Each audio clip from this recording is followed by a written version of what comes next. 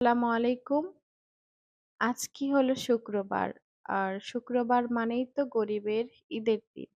আমাদের ঈদের দিনে আজকে আমরা কিছু আয়োজন করেছি কারণ আমাদের বাসায় গেস্ট আসবে। তো এখানে গরুর মাংস, ডিম এবং মুরগি আমি রেখেছি। গরুর মাংসটা দিয়ে হবে আখনি বিরিয়ানি, সেজন্য ছোট, ছোট করে কেটে নিয়েছি। এখানে ডিম ভেজে নেব হলুদ আর লবণ দিয়ে হালকা করে ভেজে নেব। আর মুরগি দিয়ে হবে রোস্ট। এখানে গরু এখন মেরিনেট করব। আমি ছোট করে কেটে নিয়েছি। এখানে পেঁয়াজ দিয়ে দিলাম। তারপরে এখন সব মসলা দিয়ে দেব এক, এক করে। গরুর মাংসটা সিদ্ধ করে নিতে হবে। সেই পানি দিয়েই হবে বিরিয়ানি। এটা আমি একটা ভিডিওতে দেখেছিলাম।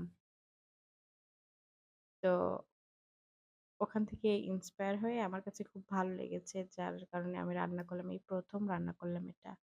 এখানে আদা রসুন ব্লেন্ড করা এটা দিলাম বেশি। আদার অংশটা বেশি দিতে হবে এবং আদার তুলনায় রসুনের অংশটা অর্ধেক দিতে হবে। শুকনো মরিচ দিয়ে দিলাম। যার, যার স্বাদ মতো দেবেন। যদি আমার ভিডিওটা দেখে ভালো লাগে, অবশ্যই একটা করে লাইক দিয়ে যাবেন, কমেন্ট করবেন। কোন অংশটা ভালো লেগেছে বেশি, কোন অংশটা ভালো লাগে নাই, সব কমেন্ট করবেন। আমাকে উৎসাহিত করবেন। তাহলে আরো ভিডিও দিব। এখানে গরম মসলা দিয়ে দিলাম, আস্ত গরম মসলা দিয়ে দিলাম। ফ্রিজ থেকে উম টক দই বের করার কথা মনে ছিল না। যার কারণে আমি ভেঙে, ভেঙে টক দইটা দিতে হয়েছে। আপনারা যদি আগে থেকেই বের করে রাখেন টক দই তাহলে ফেটিয়ে নিবেন সুন্দর করে। ভালো করে মাখাতে হবে, হাতেই মাখালে ভালো হয়। আর এই মাংসটা হলো পুরো মসলায় শুধু সেদ্ধতেই লাগবে, আর কোথাও লাগবে না।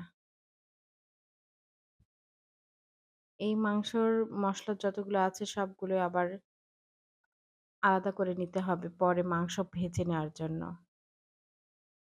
বেশি পরিমাণ পানি দেব কারণ এই পানি দিয়েই বিরিয়ানিটা হবে। লবণ দেওয়ার কথা মনে ছিল না, তাই পরে লবণ এড করে দিলাম। এখানে অন্য চুলায় আমি পেঁয়াজ বেরেস্তা করে নেব কাজের সুবিধার জন্য। তো ভালো করে পেঁয়াজটা ভেজে নিয়ে বেরেস্তা করে নিলাম। আপনাদের কার, কার পেঁয়াজ বেরেস্তা পছন্দ? আমার স্বামী তো অর্ধেক শেষ করে দেয়। পেঁয়াজ বেরেস্তা করার সাথে, সাথে ও এসে দেখবেন হাজির। এখানে রোস্টের জন্য আমি আগে থেকে মেরিনেট করে রেখেছিলাম মাংস, সেটা আমি দিয়ে দিলাম। এখানে ওই যে মাংসটা সিদ্ধ হলো সেটা আবার একটু হালকা করে, হালকা না এক সাইডে যাতে পুড়ে যায় সেরকম করে লাল, লাল করে ভেজে নিতে হবে। এই মাংসই আবার পোলাওর মধ্যে যাবে। এখানে পোলাওয়ের চাউল দিয়ে দিলাম। ভালো করে ভেজে নিতে হবে। যতক্ষণ না শব্দ হচ্ছে হালকা করে।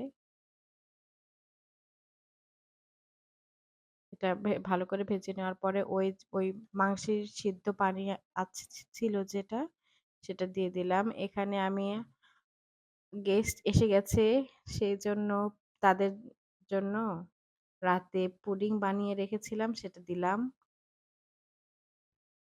আরো কিছু ভাজা-ভুজা করেছিলাম সেগুলো ভিডিও করার কথা মনে নেই।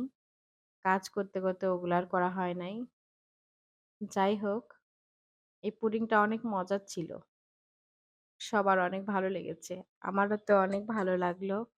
তারা তৃপ্তি করে খেতে পারল এটাতেই আনন্দ লাগছে।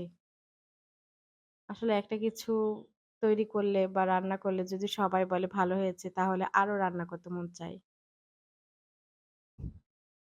এই তো আমার বড় গেস্ট মুস্কান সোনা। মুস্কান সোনা তো ক্যামেরা দেখলেই পোস্ট করা শুরু করে দেয়। দেখেন আমাদের এখন বাই, বাই টাটা বা হাই দিবে। ওর পুডিং অনেক ভালো লেগেছে। এত ভালো লেগেছে ও এক পিরিচ একাই খেয়ে ফেলেছে। ওই দেখেন কত সুন্দর করে পোজ করে। এখনকার প্রায় ছোট বাচ্চারা আর ছোট নেই। ক্যামেরার সামনে, আয়নার সামনে যেয়ে মডেলিং করা শুরু করে দেয়।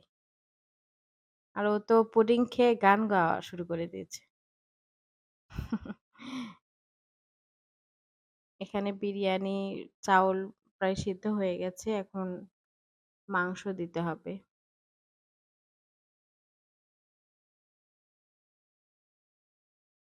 মাংসটা দিয়ে দেওয়া হলো, ভেজে রাখা মাংস। এখন এড করে সামান্য একটু দমে রাখতে হবে। বেশি না রাখলেই হবে। কারণ সব তো সেদ্ধই আছে। দেখুন লোভনীয় লাগছে কিনা? এটা কিন্তু দারুণ খেতে। আপনারা অবশ্যই বাসায় রান্না করে খাবেন। সামনে কুরবানি ঈদ আসতেছে। তো প্রত্যেক মানুষের বাড়িতেই গরুর মাংস থাকবে। আপনারা যার ইচ্ছামতো গরুর মাংস বা খাসির মাংস দিয়ে এগুলো রান্না করতে পারবেন। এই বিরিয়ানিটি সত্যি অনেক মজা। দেখেন পেঁয়াজ বেরেস্তা দিয়ে দিলাম এবং এবার বেড়ে নেব।